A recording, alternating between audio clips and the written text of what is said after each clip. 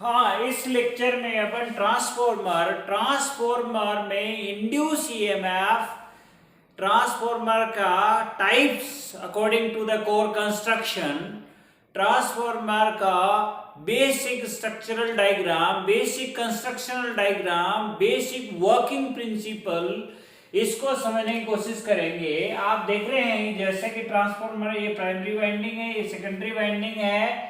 Primary winding में जैसे ही current आता है, प्राइमरी वाइंडिंग में करंट क्यों आता है? क्योंकि ये एक इंडक्टर है और इंडक्टर में जो करंट आता है उसकी value V L D I by D T के फॉर्मूले से निकाली जा सकती है, क्योंकि ये एक इंडक्टर है, कोयल। ट्रांसफॉर्मर में प्राइमरी साइड में कोयल लगी होती है। जैसा कि ट्रांसफॉर्मर का स्ट्रक्चरल डायग्राम से अपन समझने की कोशिश करते हैं।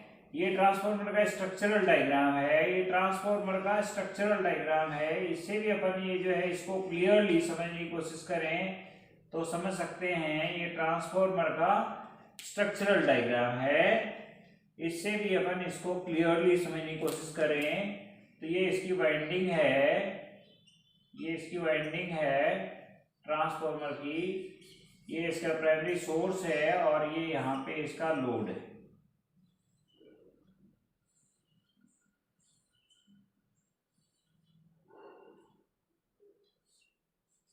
ये लोड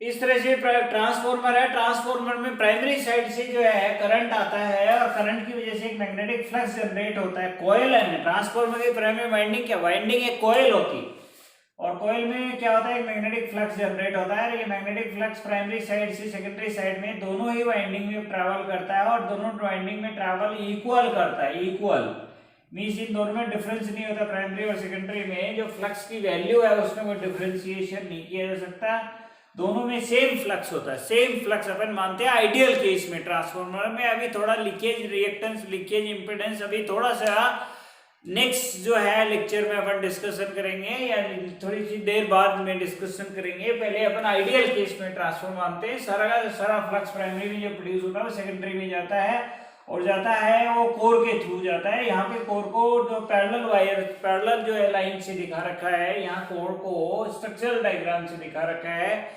ये अपने इंड्यूस ईएमएफ प्रोड्यूस होता है।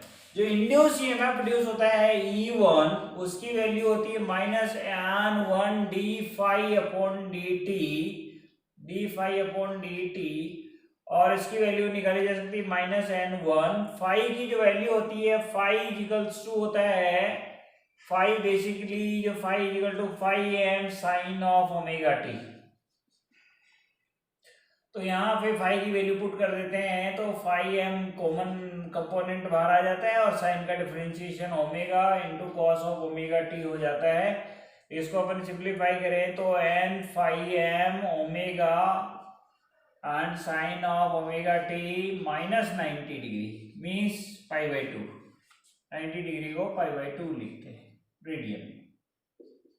ओके, तो इसका कहने का मीनिंग ये हुआ कि जो वोल्टेज की जो मैग्नीट्यूड ये होता है और ये साइन फंक्शन होता है, इस टाइम के साथ साइनोसॉइडल वेरी करता है, और वोल्टेज जो होता है फ्लक्स से 90 डिग्री फेज में पीछे होता है। सबसे पहले इंडक्टर में फ्लो होने वाला करंट हमेशा वोल्टेज से 90 डिग्री फेज में पीछे होता है। तो ये आपका वोल्टेज हुआ, कौन सा वोल्टेज? प्राइमरी साइड का वोल्टेज हुआ। ये वोल्टेज हुआ आपका V1। V1 से जो करंट फ्लो होगा वो I1। इस करंट को मैग्नेटाइजिंग करंट कहते हैं अपन। जैसे ही जो ये करंट आता है ये मैग्नेटाइजिंग करंट होता है, जो मैग्नेट में इंडक्टर में आता है केवल ये मैग्नेटाइजिंग करंट होता है। और मैग्नेटाइजिंग करंट की वजह से एक मैग्नेटिक फ्लक्स जनरेट होता है फाई, और इस फाई की वजह से एक इंड्यूस ईएमएफ प्रोड्यूस होता है। ये इंड्यूस ईएमएफ E1 ये 90 डिग्री फेज में पीछे होता है और ये इससे 90 डिग्री फेज में पीछे होता है। ओके, ऐसे ही अपन एक E2 वोल्टेज निकालते हैं तो वो होता है minus N2 d phi upon d t. तो ये केवल यहाँ पे N1 और N2 का डिफरेंस होता है, तो इसलिए इस फॉर्मूले में अपन वैल्यू पुट करें तो ये N1 है और यहाँ पे N2 आ जाएगा। N2 phi m omega into sine of omega t minus pi by 2। बस केवल इतना से डिफरेंस है।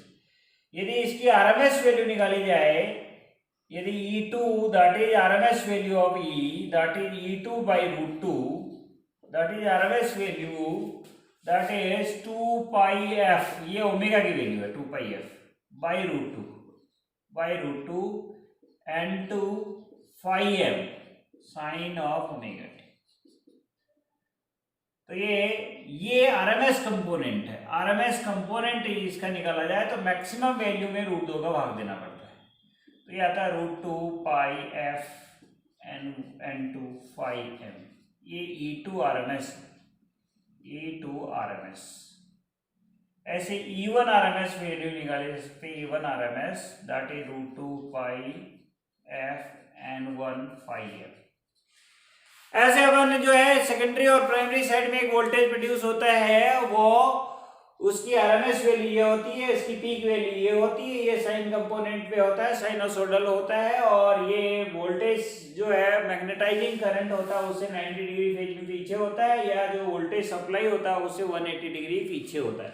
मीन सप्लाई वोल्टेज जो करंट प्रोड्यूस करता है, और ये इवन जो वोल्टेज यहाँ पैदा होता है ये अपोज करता है, इसलिए 180 डिग्री का इन दोनों में फेज डिफरेंस होता है। इस तरीके से अपन ये ट्रांसफॉर्मर है, इसमें ये जो वोल्टेज और करंट की इक्वेशन को कंपेयर कर सकते हैं या समझा सकते हैं, एक्सप्लेन कर सकते हैं। ओके, अब अपन कंस्ट्रक्शन के अकॉर्डिंग ट्रांसफॉर्मर को देखने की कोशिश करते हैं कि ट्रांसफॉर्मर का कंस्ट्रक्शनल डायग्राम कैसा होता है। तो कंस्ट्रक्शन के अकॉर्डिंग ट्रांसफॉर्मर दो टाइप का होता है, core type, shell type. Core type और दूसरा shell type. Shell type, core type means core is surrounded by winding. Core is surrounded by winding, और सेल टाइप में shell is surround by winding.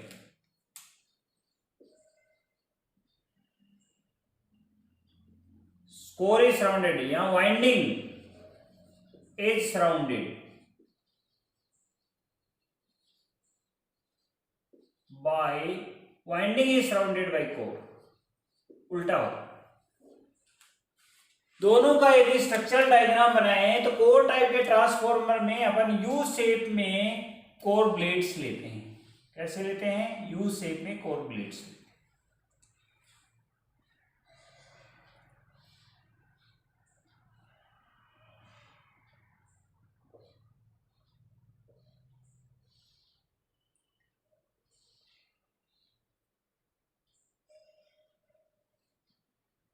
U shape में core blades लेते हैं। ये blooded structure core है, solid core नहीं है।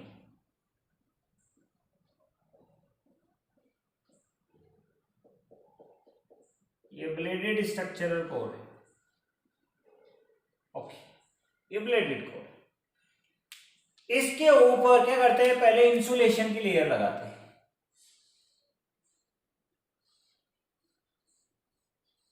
ये इंसुलेशन की लेयर लगा देते हैं। ये इंसुलेशन की लेयर, इधर भी इंसुलेशन की लेयर लगाते हैं।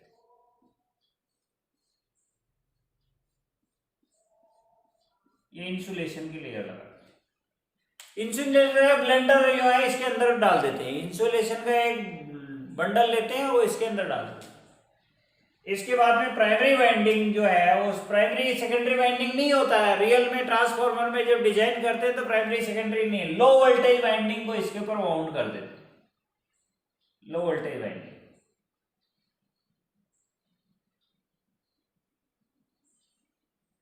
और आधा पोर्शन लो वोल्टेज को यहां माउंट करते हैं और आधा पोर्शन लो वोल्टेज को यहां माउंट करते हैं।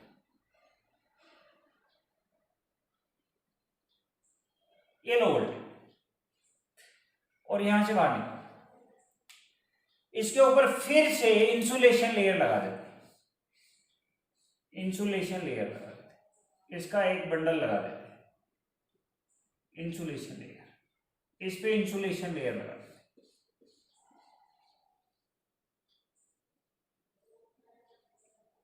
इंसुलेशन लेयर के ऊपर हाई वोल्टेज वाइंडिंग कर देते हैं।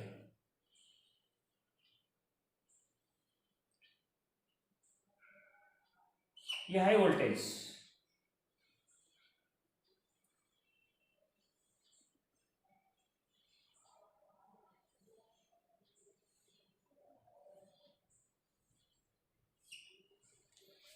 ट्रांसफॉर्मर में ऐसे नहीं होता कि प्राइमरी वाइंडिंग इधर करते हैं सेकेंडरी वाइंडिंग इधर करते हैं, ऐसे नहीं होता। आधी लो वोल्टेज वाइंडिंग जो है नीचे की तरफ होती है, इधर आधी वाइंडिंग होती है। लो वोल्टेज वाइंडिंग दोनों ही लिम्स पे होती है, हाफ हाफ होती है। फिर उसके ऊपर एक इंसुलेशन की लेयर आती है और उसके बाद हाफ हाई वोल्टेज वाइंडिंग इस पे होती है, आधी लिम इस पे, और हाफ हाई वोल्टेज वाइंडिंग दूसरी लिम पे होती है। इसलिए हाफ हाफ वाइंडिंग जो है लो वोल्टेज वाइंडिंग होती है, फिर इंसुलेशन लेयर होती है, फिर half half high voltage winding होती है। ओवरऑल अपन देखें तो कोर दिखाई देना बंद हो जाती है, केवल जो है ऊपर हाई वोल्टेज वाइंडिंग ही आपको दिखाई देती है। इस टाइप में कोर टाइप का ट्रांसफॉर्मर का कंस्ट्रक्शन किया जाता है। कोर टाइप के ट्रांसफॉर्मर का कंस्ट्रक्शन किया जाता है।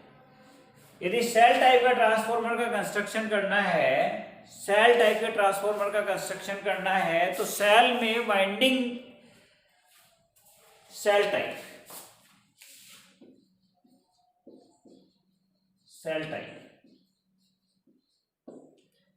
का कंस्ट्रक्शन करना तो ई शेप में अपन सेल लेते हैं।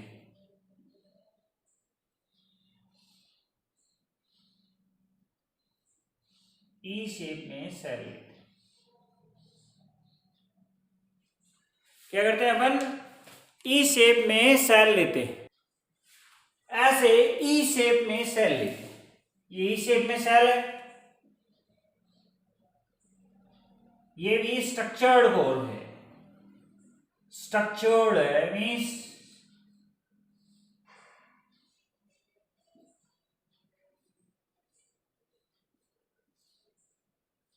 सॉलिड पीस नहीं है।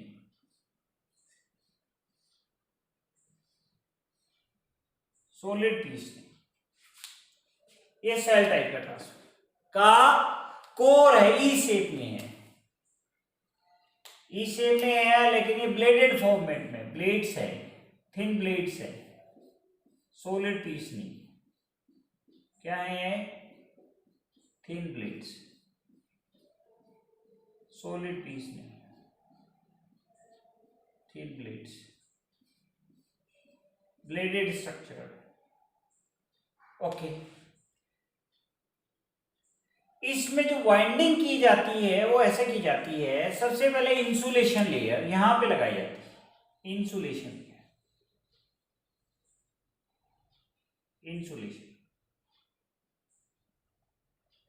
इंसुलेशन लेयर के ऊपर low voltage winding LV, low voltage winding.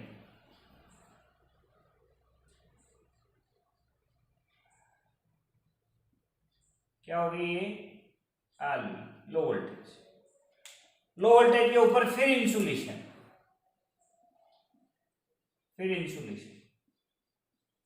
LV भी, फिर इंसुलेशन।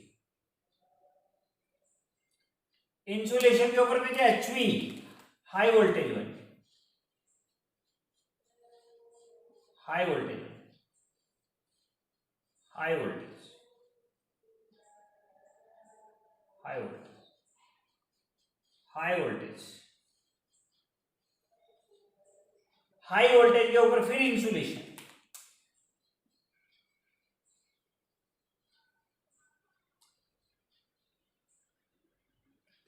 इंसुलेशन के ऊपर फिर एलवी, एलवी।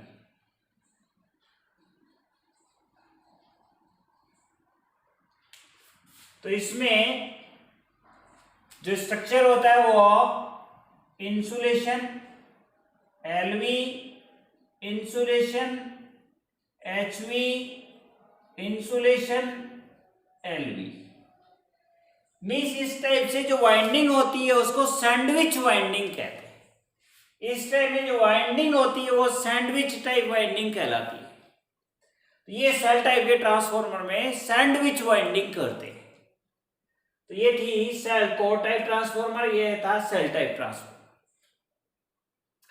जो ब्लेड होती हैं वो लेमिनेटेड होती हैं एक दूसरे से, इलेक्ट्रिकली आइसोलेटेड होती हैं, लेमिनेशन होती है, इसके ऊपर एक वार्निश की लेयर होती है जो इलेक्ट्रिकली इनको कंडक्टिविटी से रोकती है, जो एडी करंट्स को कम करने के काम आती है। एडी करंट्स कम की जा सकती है। इस तरीके से ये इंसुलेशन लेयर होती है। ब्लेड भी एक दूसरे से इंसुलेटेड होती है और वाइंडिंग भी इंसुलेशन होती है। ये कोर में बिल्कुल करंट नहीं होनी चाहिए। और इंड्यूस ईएमएफ यदि कोर में प्रोड्यूस हो जाता है वो वेरिंग मैग्नेटिक फ्लक्स की वजह से, उसकी वजह से एक करंट पैदा हो जाती है, वो एडी करंट होती है। वो एडी करंट ऐसे हो जाती है, ऐसे एक एडी करंट सेटअप हो जाती है। इस एडी करंट को रोकने के लिए ऐसे एडी करंट सेटअप हो जाती है। इस एडी करंट रोकने के लिए क्या करते हैं, इस ब्लेड को बीच में से काट देते हैं। ऐसे कटी हुई ब्लेड होती है तो एडी करंट के रास्ते में हाई रेजिस्टेंस आ जाता है, तो एडी करंट छोटी छोटी करंट्स में कन्वर्ट हो जाती है और टोटल मैग्नीट्यूड इसका डाउन हो जाता है और कोर का रेजिस्टेंस बढ़ जाता है, तो एडी लॉसेस कम हो जाते हैं।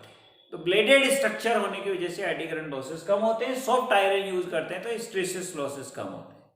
सॉफ्ट आयरन में सिलिकॉन कंटेंट ऐड कर देते हैं जो इसकी परमेबिलिटी को बढ़ा देता है। ओके, तो ये था कोर टाइप्स ऑफ ट्रांसफार्मर। अब इसमें जो वोल्टेज कैसे प्रोड्यूस होता है, इंड्यूस होता है, ये थोड़ा सा अपन यहां से समझने की कोशिश करेंगे कि ट्रांसफार्मर में इंड्यूस ईएमएफ कैसे प्रोड्यूस होता है। अपन ने अभी भी देखा था कि जो ट्रांसफार्मर में इंड्यूस ईएमएफ होता है E1, उसकी वैल्यू जो होती है अभी के कैलकुलेशन किया था वो था √2 pi f phi m sine of omega t minus pi. ये इसकी पीक वैल्यू, मैक्सिमम वैल्यू है। और ऐसे ही ये एन1 ऐसे E2 वोल्टेज की वैल्यू होती है √2 pi f phi m N2 sine of omega t minus पाई/2। ये E2 वोल्टेज की वैल्यू। ऐसे अपन E1 और E2 दो वोल्टेज की वैल्यू कैलकुलेट कर सकते हैं। E1 और E2 दो वोल्टेज अपन कैलकुलेट कर सकते हैं। Okay, so this is the way we can calculate the E1 and E2। अभी अपन ने डेरिवेशन से इसको समझने की कोशिश की थी। ओके, अपन यहां से देखें तो इसकी जो आरएमएस वैल्यू है E1 आरएमएस वो ये वैल्यू है, अदरवाइज ये 2 होता है। इसकी E1 आरएमएस वैल्यू जो √2 pi f phi M N1 होती है। सो E1 RMS value divided by N1 की वैल्यू निकालें तो वो √2 पाई एफ फाई एम होता है, और ये value E2 RMS upon N2 होता है, और ये कांस्टेंट होता है। मींस प्राइमरी साइड में और सेकेंडरी साइड में टर्न रेशियो बराबर होते हैं। वो टर्न रेशियो में कोई डिफरेंस नहीं होता, इसलिए पर टर्न जो वोल्टेज होता है प्राइमरी में वो इतना होता है, पर टर्न वोल्टेज सेकेंडरी में उतना होता है। मतलब हर एक टर्न में जो वोल्टेज होता है वो बराबर होता है। तो यदि दोनों साइड में टर्न बराबर होते हैं तो दोनों साइड के वोल्टेज बराबर होता है। इधर टर्न 5 है, इधर टर्न 10 है, तो इधर वोल्टेज डबल हो जाएगा। सेकेंडरी में टर्न डबल है तो वोल्टेज डबल हो जाएगा। सेकेंडरी में टर्न आधे हैं तो वोल्टेज आधा हो जाएगा। इसलिए ट्रांसफार्मर स्टेप अप भी कर सकता है और स्टेप डाउन भी कर सकता है। इसके हर टर्न का वोल्टेज बराबर होता है। तो टोटल टर्न के ऊपर डिपेंड करता है कि वोल्टेज कैसे वेरी करेगा। अपन यदि इसके वेवफॉर्म डायग्राम ड्रॉ करें करंट, वोल्टेज, फ्लक्स, इन सब का, तो ट्रांसफार्मर में यदि करंट जो है ये इसको मैग्नेटाइजिंग करंट बोलते हैं, IM मैग्नेटाइजिंग करंट। जो पहले करंट आता था वो मैग्नेटाइजिंग करंट है। अभी करंट जो है लोड करंट की वैल्यू कैलकुलेशन की नहीं, थोड़ी देर बाद में डिस्कस करें। मैग्नेटाइजिंग करंट की वजह से एक मैग्नेटिक फ्लक्स जनरेट होता है, ये फाई एम होता है। मैग्नेटाइजिंग करंट की वजह से एक मैग्नेटिक फ्लक्स जनरेट होता है, फाई एम। मैं इसको दूसरे कलर से दिखा देता हूँ। फाई,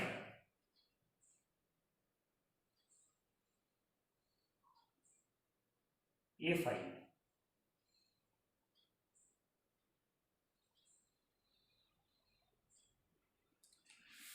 उसकी वजह से एक इंड्यूस ईएमएफ होता है, उससे 90 डिग्री फेज में पीछे होता है, तो ये इंड्यूस ईएमएफ।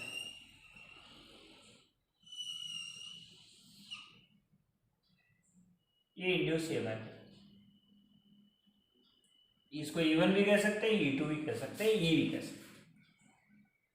ये इसका वेव फॉर्म डायग्राम है, रिप्रेजेंटेशन टाइम के साथ, इस एक्सिस पे टाइम एक्सिस। ओके, ये था ट्रांसफॉर्मर का basic construction, basic working principal. ये ट्रांसफॉर्मर म्यूचुअल इंडक्टेंस के वर्किंग प्रिंसिपल पे काम करता है। एक कॉइल का फ्लक्स दूसरी कॉइल से म्यूचुअली कनेक्टेड होता है। म्यूचुअल का मतलब एक कॉइल में आने वाले इंपैक्ट या इफेक्ट को दूसरी कॉइल में देखा जा सकता है, इसको म्यूचुअल इफेक्ट कहते हैं। एक कॉइल में करंट में वेरिएशन होता है या फ्लक्स में वेरिएशन होता है, वो दूसरी कॉइल में से लिंक होता है, लिंकेज ऑफ फ्लक्स होता है। इसमें लीकेज नहीं, दो टाइप के फ्लक्स होते हैं, एक होता है लिंकेज ऑफ फ्लक्स, एक होता है लीकेज ऑफ फ्लक्स। लीकेज अभी नहीं ले रहा, लीकेज थोड़ी देर बाद मैं कंसीडर करूंगा। अभी ये लिंकेज ऑफ फ्लक्स, और इस लिंकेज ऑफ फ्लक्स की वजह से सेकेंडरी में भी इंड्यूस ईएमएफ प्रोड्यूस हो जाता है, और इस इंड्यूस ईएमएफ की वजह से यहाँ पे भी करंट सेटअप हो जाता है। ओके, इस तरीके से ट्रांसफॉर्मर में प्राइमरी साइड से सेकेंडरी साइड में पावर ट्रांसफर हो जाता है। ट्रांसफॉर्मर में पावर बराबर रहती है, means P = V1 I1 = V2 I2. Transformer is a device that transfer the power from one electrical circuit to another electrical circuit at the same frequency. Transfer the same amount of the power from one electrical circuit to another electrical circuit through the mutual inductance working principle.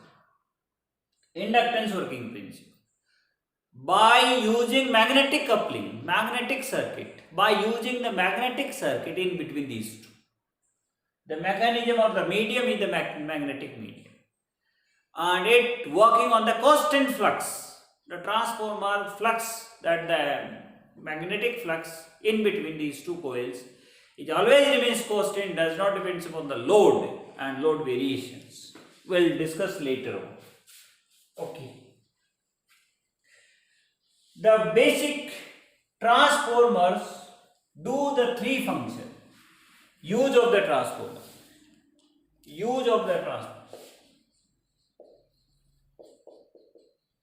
Transformer को short में xmer बोलते हैं, xmer transformer. Use of the transformer, इसके तीन use होते हैं basically transformer को। One होता है step up, oblique step down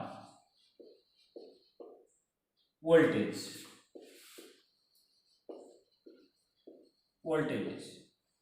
step and step down the voltage. Transformer step up कर देता है यदि सेकेंडरी में टर्न ज्यादा होते हैं, स्टेप डाउन कर देता है यदि सेकेंडरी में टर्न कम होते हैं, सेकेंडरी में जो लोड की साइड में लगी होती है। ऐसे ये स्टेप अप स्टेप डाउन दोनों कर सकता है। दूसरा काम,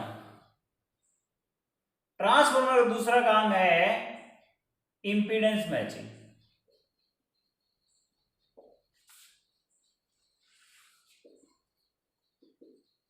इंपीडेंस मैच, ट्रांसफॉर्मर दो इलेक्ट्रिकल सर्किट के बीच में इंपीडेंस मैच करता है। ट्रांसफॉर्मर में आउटपुट वोल्टेज यदि हाई है तो हाई रेजिस्टेंस सर्किट होता है वो, आउटपुट वोल्टेज यदि लो है तो लो रेजिस्टेंस सर्किट होता है, और सेम पावर जो है वो हाई रेजिस्टेंस सर्किट में ट्रांसफर हो जाती है। ऐसा इलेक्ट्रिकल सर्किट्स में नहीं होता। जब ये रेजिस्टेंस बढ़ता है तो करंट कम हो जाता है, इसमें ऐसा नहीं होता। Same power, same amount of the power is transfer from the one electrical circuit to another electrical circuit. कैसे हो सकता है? क्यों? क्योंकि दो इलेक्ट्रिकल सर्किट के बीच में इलेक्ट्रिकल कनेक्शन नहीं है, इलेक्ट्रिकल करंट का फ्लो नहीं है, इसलिए इलेक्ट्रिकल क्वांटिटी को एक्सेस नहीं करता ये मैग्नेटिक सर्किट, इसलिए इसको पता नहीं लगता कि मैं किस सर्किट में जा रही हूं, इसलिए ट्रांसफर हो जाती है इधर से। आगे का इंपीडेंस ज्यादा हो या आगे का इंपीडेंस कम हो उससे कोई फर्क नहीं पड़ता, ये एक इलेक्ट्रिकल सर्किट से दूसरे इलेक्ट्रिकल सर्किट में ट्रांसफर हो जाता है। क्योंकि बीच में जो मैकेनिज्म होता है वो मैग्नेटिक मैकेनिज्म होता है, इसलिए दोनों इलेक्ट्रिकल सर्किट एक दूसरे से आइसोलेटेड होते हैं।